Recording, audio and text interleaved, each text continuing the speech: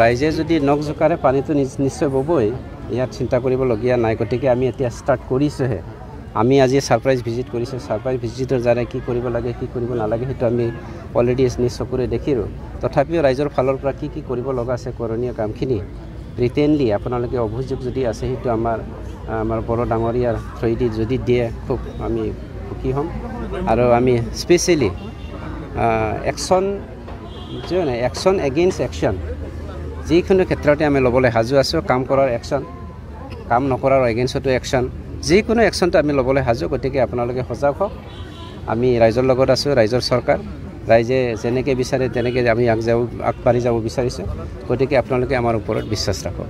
Main Tangla টাউনৰ নগৰবাসীয়ে কোনো ধৰণৰ খোৱা পানীৰ ব্যৱস্থা পোৱা নাই। বিশুদ্ধ খোৱা পানী যিটো পানী আছে সেই আৰ্ছেনিকযুক্ত ইতিমধ্যে আপুনি অনুভৱ কৰিছে? নহয়, এনেতো তাৰা হেণ্ডপাম্পটো তেওঁলোকে দিছে বুলি কৈছে, কিন্তু মই এটা পাইছোঁ সেইটোতো চালু অৱস্থাত নাইয়ে।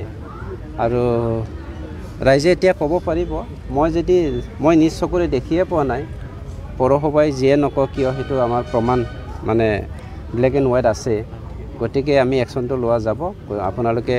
মই আপোনালোকে এটা অনুৰোধ কৰিব বিচাৰিছোঁ, আমাৰ টাউনটো ক্লিন ৰখাটো আপোনালোক সকলোৰে দায়িত্ব আছে। আমাৰ সাংবাদিক বন্ধুসকলৰো দায়িত্ব আছে। আপোনালোকে নজৰ দিব লাগিব। আপোনালোকে যিমান পাৰে মাত মাতিব লাগিব, চিঞৰিব লাগিব, তেতিয়াহে ৰাইজে সজাগ হ'ব। ৰাইজক সজাগ কৰোৱাৰ দায়িত্বটো আপোনালোকে ল'ব লাগিব। অকল পৌৰসভাই যে পাৰিব সেইটো নহয়, কিন্তু পৌৰসভাৰ ফালৰ পৰা যিমানখিনি চেষ্টা কৰিব লাগিছিলে সেইটো চাগে তেওঁলোকে কিবা এটা কাৰণত কৰিব পৰা নাই। মই সেইটো জানো যে আমাৰ BTCৰ বা BTRৰ বা অসমৰ আমাৰ যিমান অফিচাৰ আছে তেওঁলোকে খুব নিজৰ এৰিয়াৰ ডেভেলপমেণ্টৰ কাৰণে কাম কৰিবলৈ মন আছে, কিন্তু মনোবল চাগে ভাঙি গৈছে কোনোবা ধুৰন্ধৰ মানুহৰ হাতৰিত পৰি পেলাই। গতিকে সেইবোৰৰ ওপৰতো আমি একশ্যন লোৱা হ'ব। তেখেতৰ ৰেহাইৰ কাৰণে কিবা ব্যৱস্থা ভিতৰে লাগি আছোঁ। সেইদিনাখন আমি আমাৰ নতুন চৰকাৰ 3টা পলিটিকেল পাৰ্টি লগ লাগি যিটো চৰকাৰ আমি গঠন কৰিছোঁ, সকলোৱে আমি অমিত শ্বাহ ডাঙৰীয়াক লগ কৰিছোঁ, হোম মিনিষ্টাৰ ছাৰক। গতিকে খুব সোনকালে আমি জানুৱাৰী প্ৰথম উইকৰ ভিতৰতে আমি স্পেচিয়েলি ৰঞ্জন দৈমাৰী ছাৰ আৰু তেওঁৰ সতীৰ্থসকলক লৈ পেলাই যিমান কাম কৰিবলগীয়া আছে সেইখিনি কামটো কৰিবলৈ আমি দিল্লীত গৈ আছোঁ, আলোচনা কৰিম। নট অনলি ডেট, ৰিহেবিলিটেশ্যনৰ বিষয়ে, ইমপ্লিমেণ্টেশ্যনৰ বিষয়ে কিমানখিনি দফা আমাৰ ইমপ্লিমেণ্টেশ্যন কৰিব লগা আছে। ভাৰত চৰকাৰে বহুত কৰিছে আৰু বহুত কৰিব লগা আছে, সেইখিনি কৰিবলৈ আমি দিল্লীত গৈ আছোঁ। মই BTR চৰকাৰৰ হৈ পেলাই ছেটিছফাই নহয়।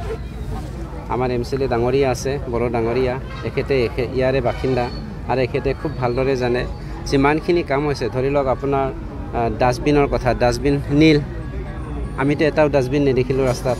বজাৰত 3টা দেখিছিলোঁ, সেইটো কি ধৰণৰ ডাষ্টবিন আপোনালোকে দেখিছে। আৰু এটাটো হ'ল কেনেল ছিষ্টেম। কেনেলটোতো আমাৰ অফিচাৰ ফালৰ পৰা কৈছে 38 কিলোমিটাৰ এটা প্ৰজেক্ট লৈছে, সেইটো 27 কিলোমিটাৰ কমপ্লিট হৈছে বুলি। কিন্তু মই যিমানখিনি ঘূৰি দেখিছোঁ আপোনাৰ 27ৰ মানে 101% মানে 1% আমি কমপ্লিট হোৱা নাই নিচিনা লাগিছে। গতিকে মই ইমান সুখী নহয়। আপুনি যদি মিউনিচিপালিটি অফিচত যায় দেখিব তাত কোনো পানী যোগান ভাল নহয়। আপোনাৰ তাত ৱাশ্বিং ৰুম, টয়লেটৰ কোনো ব্যৱস্থা মানে ছেটিছফেকশ্যন কৰিব পৰা নহয়, সোমাব নোৱাৰে, দুৰ্গন্ধময়। কেনেল নাই। ইয়াত মিউনিচিপালিটি অফিচত যিমানখিনি পানী জমা হৈছে সেইবোৰ বস্তু চব পানীবোৰ চব পাব্লিকৰ ঘৰে ঘৰে চোতালে বৈ গৈ পেলাই পাব্লিকক ডিষ্টাৰ্ব দিয়ে। সেইবোৰ মানে কমপ্লেইনটো আহিছে, এলিগেশ্যনটো আহিছে। যিয়ে নহওক আমি ছেটিছফাই নহয়। মই আপোনালোকৰ মিডিয়াৰ থ্ৰুদি আমাৰ BTR চৰকাৰটো এইবাৰ ষ্ট্ৰিক্টলি একশ্যন ল'ব। কাকো ৰেহাই দিয়া নহ'ব। কোনোবা যদি খাই পাত ছিঙা কাম কৰিছে ৰাইজৰ এগেইনষ্টত, ইয়াৰ ওপৰত আমি একশ্যন লোৱা হ'ব। হয়, চাওক, আজি আমাৰ ভাৰত চৰকাৰ, অসম চৰকাৰে আমাৰ যোনটো টংলা টাউন কমিটি উন্নয়ন কৰিবৰ কাৰণে বহুতো ফাণ্ড দিছিলে। আজি মানুহেতো আগৰ পৰা কৈ আহিছিলে, কিন্তু আজি বনজাৰ দৈমাৰীয়ে আজি চেয়াৰমেন হৈ যি কাম কৰা আমি আজি চালোঁ, এইটো এটা সফল আছোঁ। গতিকে আমি ইয়াৰ বাবে এটা মানে বিহিত ব্যৱস্থা আমি ল'ম, কিয়নো আমি এইবাৰ ৰাইজক প্ৰতিশ্ৰুতি দিছোঁ এটা নিকা চৰকাৰ আমি কৰিম, আৰু সেইটো সত্য কথা।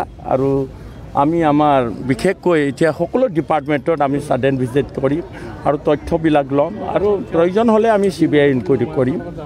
আৰু RTI কৰিম গতিকে আমি ব্যৱস্থা ল'ম আমাৰ যোনটো BTR চুক্তি হৈ গৈছে আজি BTR চুক্তিখনত যিবিলাক আমাৰ বহুতো অনুষ্ঠান প্ৰতিষ্ঠান আমি পাবলৈ সক্ষম হৈছোঁ আৰু BTR চুক্তিখন আমি 100% আমি ইমপ্লিমেণ্ট কৰিম আৰু ইয়াৰ উপৰিও যি 17 বছৰ কালত ভাৰত চৰকাৰ বা অসম চৰকাৰে যিবোৰ ফাণ্ড দিছিলে উন্নয়নৰ কাৰণে সেইবোৰ তেওঁলোকে আজি আমি দেখিলোঁ একো হোৱা নাই গতিকে আমি তদন্ত কৰিম আৰু আমাৰ অফিচ বিভাগে হওক আজি আমাৰ তেওঁলোকৰ বিষয়ববীয়াই হওক যদি লুণ্ঠনত জড়িত আছে আজি আইনক সদায় দাবী জনাই যাম তেওঁলোকক শাস্তি দিব লাগে